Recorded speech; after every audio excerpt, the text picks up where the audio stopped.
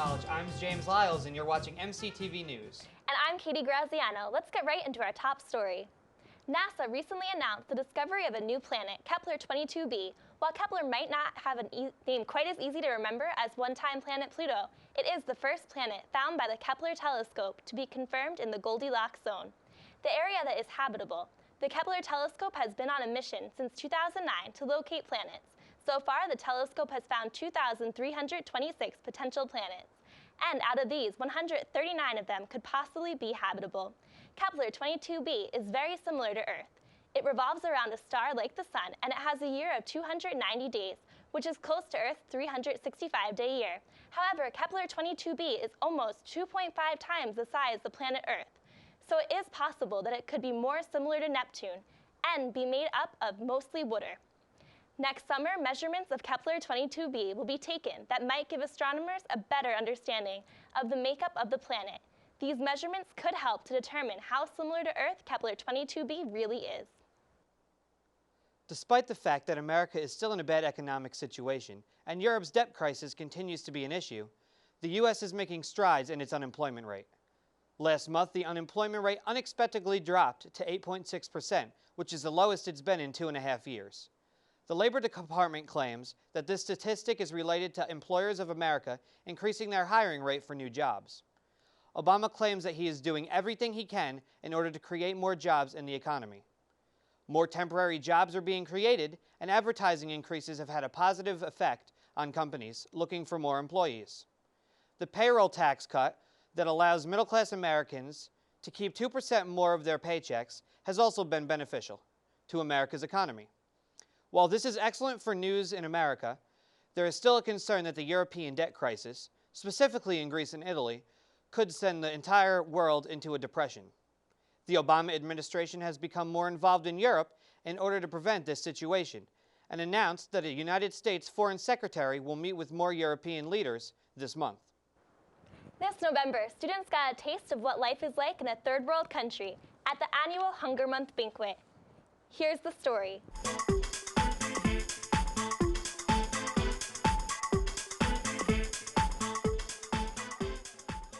I'm here interviewing Brother Mike at the Hunger Banquet.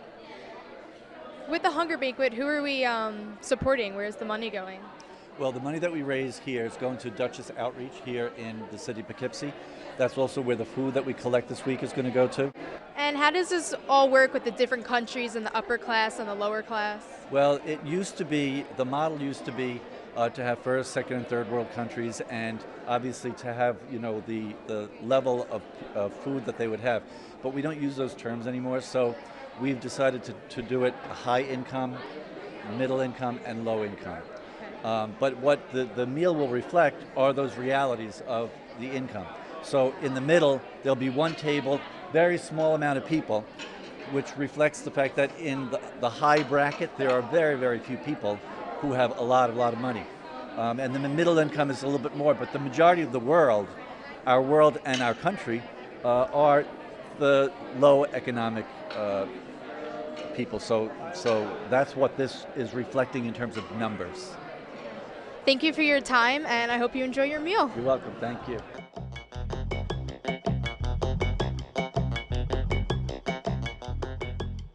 It's Christy again. We're still here at the Hunger Banquet on November 9th, 2011. Everything seems to be going well. People are making new friends, and everything's very interesting. In the middle, we have the upper income group eating their dinner on their fine tablecloth. On both sides of them, we have the middle income group enjoying lovely chicken with carrots. Everybody seems to be getting along. But on the outskirts of everyone, we have the lower income. They're still waiting for their food, but everyone's talking and enjoying the fun.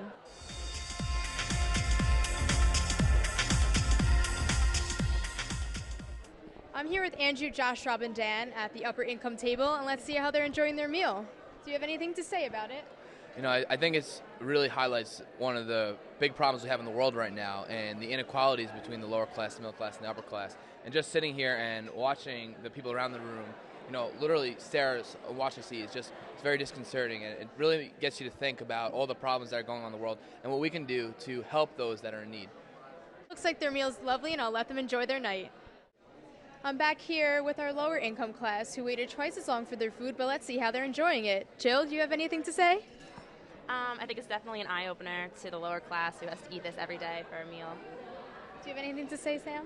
Yes. I mean, the rice is good, but it puts things in perspective. Like, this could be a meal for someone for the entire day or maybe the entire week. So it really makes you appreciate what we have here. Thank you, guys, and we're sorry you didn't get the best meal in the house. Okay, thank you. So I'm here with Sue from the women's basketball team. Let's see what she has to say about being in the lower income group. Sue, how do you feel about waiting the longest for your food? I was very hungry, so now this tastes really good, but it makes me feel like sad that everyone's eating chicken and it looks really good and we get to eat rice. But it makes me aware there's people out there who are hungry and now I share their pain. So it was an experience that I hope I never have to experience again. Okay, thank you for your time. No problem. After 19 years, the Hunger Meal is still a great success. We just wanted to thank everybody for coming, supporting the cause, and having such great generosity. Back to you guys at the studio. In sports-related news, former Penn State University football defense coordinator Jerry Sandusky faces a 40-count indictment. Charges include, but are not limited to, inappropriate touching and statutory rape of children. Since the charges were filed by the grand jury, roughly 10 alleged victims have come forward to admit there has been some foul play. Sandusky was using his authority as founder of Second Mile, a recreational youth community organization for underprivileged kids. Sandusky would invite young boys from the organization to Penn State games, as well as sleepovers at his house. At times, he would even allow young boys to train at Penn State, using the school's facilities. It was the last victim who finally launched a fight against Sandusky. Another athletic coordinator caught Sandusky in the shower with a young boy performing sexual acts on Sandusky. The coordinator reported the incident to authorities, which triggered the investigation of Sandusky. If convicted, Sandusky could face life in prison. This October, students were not singing the Monster Mash, but rather Let It Snow. Here is Tim Croto with the story of the first snowfall of the year. Marist students, some overjoyed and some overbearingly disappointed, pointed their heads to the sky this Halloween for an early Christmas surprise. Snow fell from the sky most of the day, and students were full of thoughts on the unusually early snowfall. I'm actually excited because I haven't seen snow in a long time. Did you expect to see snow so early in the season? Well, I'm a meteorologist major, so I kind of had a prediction that this would occur. I want to say global warming, but I think it's beautiful. It sucks. It sucks. Yeah. How do you believe? It's cold. I have been praying for snow. Winter is my favorite time of year. I think it's a little peculiar, having a white Halloween. I mean, right? Who would have thought we'd live to see that? Needless to say, students on campus were surprised by the white stuff. One student in particular had a great idea for those who had a little bit of free time at the end of the day. What are your plans for later on, activities that you could possibly take part in? I'm taking everything off my mattress, and I am sledding in front of the library with my mattress because it's plastic. President Obama recently announced that he would be putting more federal money towards the prevention and treatment of the AIDS virus across the globe. It has been stated that though the rate of AIDS infection has decreased in some areas of the world, there is still a steady 1.2 million Americans living with HIV. $15 million will be spent in support of the HIV clinics in the U.S., and other $35 million will give programs access to necessary drugs and treatments. President Obama is proud of his administration's success regarding the movement, especially because he ended a ban preventing people with HIV or AIDS from entering America. For the first time, an international AIDS conference will be held in the U.S. next year. The Obama administration is receiving support from previously critical AIDS groups, which he will help his re-election campaign as well. Marist students continued their support of children with cancer with the annual 3-night event, Up Till Dawn. Here's Allie Reed with the story. The 3 days Up Till Dawn urged students to write letters to family and friends, as well as participate in fundraising raffles. Each night the event took on a new focus. Sunday was their kickoff night, Monday was their themed Jersey Shore night, and Tuesday was their raffle night. I just hope that students take away exactly what the committee is taking away. That's just that we're helping a greater cause for children who really can't help themselves. It's just always great to get involved, and I think anytime you volunteer anywhere, you're just so humbled by the other people that you know you're helping. I really am passionate about helping the kids because they deserve to go to college like we do and have a senior prom and get to do all these things that we take for granted. Not only did the different booths provide an enjoyable atmosphere for students, but Marist students provided musical entertainment as well. Both the Sirens and Time Check gave performances. Up Till Dawn raised $6,000 so far in donations, with more still coming in, and approximately 3,500 letters were written over the 3 nights. This is Allie Reed reporting for MCTV News. Safety is a concern for students living on and off campus. With us today is Nick Botetto to speak with Phil Torino about some recent incidents involving Marist students in the Poughkeepsie area. Hi, I'm Nick Botetto, and I'm here with Phil Torino to bring you a very important news story. Phil is the editor-in-chief of the Marist newspaper, The Circle, and he has a top story for us that's going to be on the cover of the latest issue of The Circle. Now, Phil, how did this story develop, and how'd you hear about it? I heard from one of my staff members that they had seen a Facebook post. It was actually a status of a Marist College student that their off-campus residents had been robbed over the Thanksgiving break. We looked into this further, and it turns out that initial report, we received the same report for 2 houses, that 2 houses were robbed. That turned out to be false. The homes were not robbed because the legal definition of robbery implies there was violence or threat of violence in committing a crime. These homes were burglarized, so that was an important part of the reporting that we did. Okay, but did you face any pitfalls developing this story? We did. One of the homes, the 2 residences were 97 Garden Street and 4 Clark Street, and we actually did contact the City of Poughkeepsie Police in regards to these 2 reports that we had. And the few pitfalls, I would say, the City of Poughkeepsie Police, they were very helpful for us. We actually were able to acquire the report number for the incident that happened at 4 Clark Street. I was in touch with their records department and even had the contact number of a sergeant from the City of Poughkeepsie Police. They unfortunately were not able to furnish a report by the time that we went to press. They did offer us if we could fill out a FOIA request, Freedom of Information Act. That unfortunately, it was nice of them to offer that, but it would simply take months. For our purposes, this is not a groundbreaking story, simply a relevant one, would not have worked out. So we did not get the report, which would have been nice. Okay. But why do you think this issue is so important, and what lesson can it serve for student media staff members? I think this is a crucial story for anyone who wants to be involved in student media. And the reason I say that is everyone wants to report and break a news story, but there's a lot that goes into it. Just because I saw on Facebook that a house had been robbed was not true. Yes, items were stolen and the theft did occur. It was a burglary, not a robbery. Also, one of my staff members brought up, and I was following their train of thought for this, was that since the Garden Street residents did not report this to the police, that we simply couldn't follow up with it because they didn't leave a paper trail, so to speak. That makes perfect sense, and I understand that. But looking further into things in the legality side of it, especially for me, the editor-in-chief, I need to be careful of what I print. That's not the case. The reason why you would file a police report if no one was harmed is in case you wish to have an insurance claim for items that were stolen. Those residents made the decision not to do that, and that's at the end of the day on them. So I needed to pursue it. Okay. And my last question is, being an upperclassman, after hearing this story, do you think it's unappealing to live off campus now? Do you still recommend living off campus? What is your view on that? I personally have no say in the matter one way or another, and that was never my intent to publish a story to dissuade or persuade people to live off campus. That was never my intent, only to report that these actions had occurred. At some point, 2 burglaries in off-campus houses rented by Marist students at some point between November 23rd and 27th, which is, of course, our Thanksgiving break. So once again, it's entirely up to students whether they wish to move off or on campus. We did speak in the reporting to Marist security, and they raised really no alarm. They simply said that things like this tend to happen when students are away. Okay, well, thank you, Phil, for bringing this story to my attention. Thanks for having me. It's been great. Thanks. So I'm Nick Botetto. This has been Phil Torino, and we'll see you next time. A new study shows that your cell phone might be spying on you. Carrier IQ is a new piece of software that logs everything a smartphone user does on their device, from the websites they browse to the text messages they send. Cell phone carriers are saying that the software is a tool to help them troubleshoot issues in the networks. AT&T, Sprint, and T-Mobile all confirmed that they use the software, but Verizon denied usage. Carrier IQ says the core purposes of its tool is to uncover broad trends across the network. The software is installed on an estimated 150 million devices. The software instantly sends information directly from the device back to the network carrier, so you might want to think next time before you text, tweet, or surf the internet on your smartphone. Speaking of social media, let's talk about the socialites in Tinseltown. No, I'm not talking about Santa Claus and Rudolph the Red-Nosed Reindeer.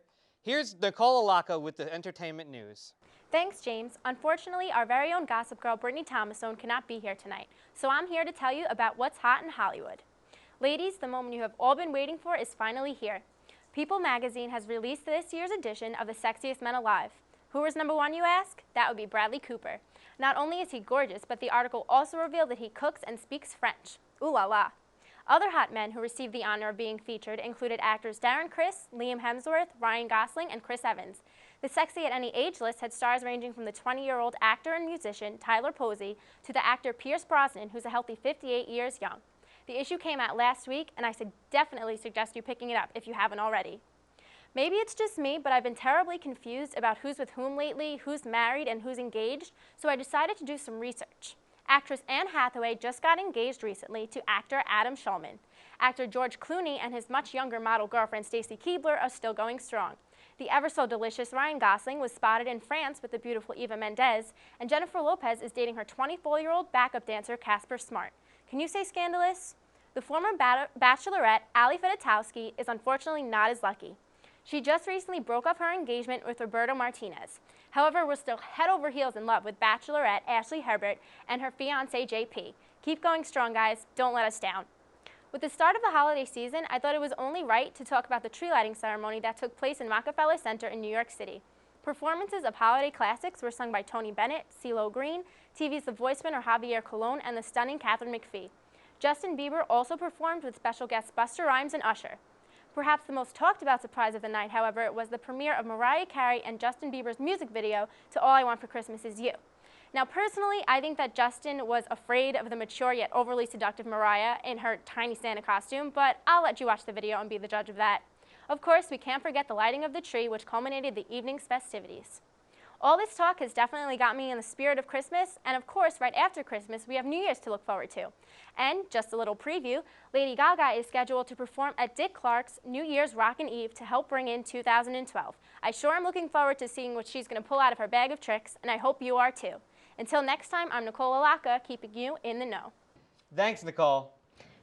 So can you believe that Justin Bieber and Mariah Carey have a song together? I personally don't really understand why they redid that, the #1 Christmas song of all times, because they're not really married and they kind of sing All I Want for Christmas Is You together, and I don't really get that, but I think it's creepy. a little bit. From Samuel Morrison FDR to Vanderbilt, Dutchess County is filled with some historic places. Here's Katie Mina and Brittany Thomasone with some historical highlights.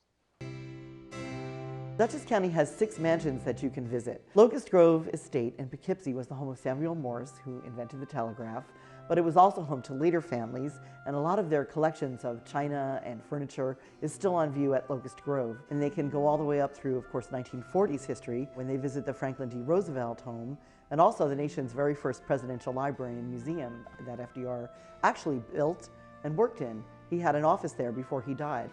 I'm interested in history. I think FDR is one of our most interesting presidents, and I really like to come and see the places where people lived. It just gives a really interesting backdrop to the history. So you think about all the events that have happened, and then just, you know, this person kind of living here and going through that at that time. I think that's just fascinating.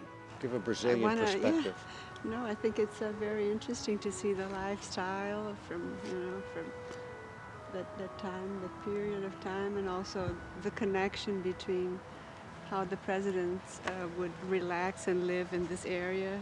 Going a little bit further up Route 9, the Vanderbilt Mansion is a beautiful example of a Gilded Age mansion. These homes were built for entertaining. There's no mistake about it. About the mansion, I was in it a while ago. It's very quaint, beautiful, and a lot of history there, so it's interesting. I like that I learned how the dark colors keep it warm.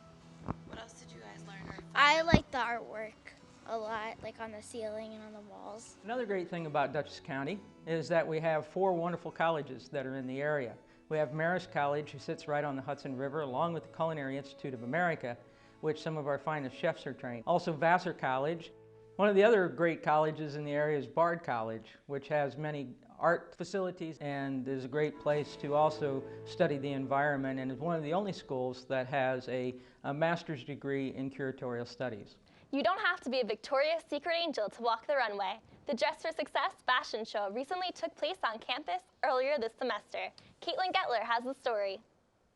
Seniors and communication majors Dana Blair, Leanna Brittis, and A.D. Diaz are the masterminds behind the Dress for Success fashion show, which is designed to help students prepare for job and internship interviews. Brittis says this event is the first of its kind and believes students will greatly benefit from it. We wanted the students to actually go to an event to see what is proper dress attire based on their industry. Business majors, fashion majors, communication majors, and political science majors were all represented at the event. One student even modeled a pink blazer because she interviewed with a company whose signature color was pink. Model Jose Rodriguez is a business administration major. He says he was happy to help show his fellow students how to be professional while maintaining their own personal style. I wore this little suit, and it was just to demonstrate how we will dress for success in the new environment once you leave college and start working in the real world, like they call it. So it's just a way to show people our individual style. In addition to the fashion show, food was provided and makeup professionals were on site, showing students how to properly apply makeup, something that Brittis says rookie interns often get wrong. There were also raffle prizes which included coffee baskets and resume building kits. Dress for Success was originally started by Marist Career Services, but the students revamped the program, adding the fashion show and a website that offers tips on where to get good deals on professional attire and what hairstyles are best for interviews. The website also features interviews with industry professionals, which Brittis says she conducted herself. It's really important to network as much as possible. I had an internship this summer that I asked my supervisor again if she would mind answering a few short questions, and all of us just gathered our industry people together. More information about Dress for Success can be found at maristdressforsuccess.wordpress.com. Caitlin Gettler, MCTV News. Thanksgiving brings a good food and family time, but with its end comes along the beginning of Black Friday. This year did not disappoint for crazy stories. The one that defined the day this year was that of a Los Angeles woman using a can of pepper spray to defend her Xbox 360 gaming console. Allegedly, the woman sprayed the other customers around her, including children, because they were threatening her grip on her Xbox. It is reported that at least 20 people were injured because of all of the mayhem. The woman was able to proceed to the checkout and purchase her half-price Xbox without the cops coming to arrest her. She was later taken into custody when police identified her on a surveillance video. I wonder if she got to keep the Xbox.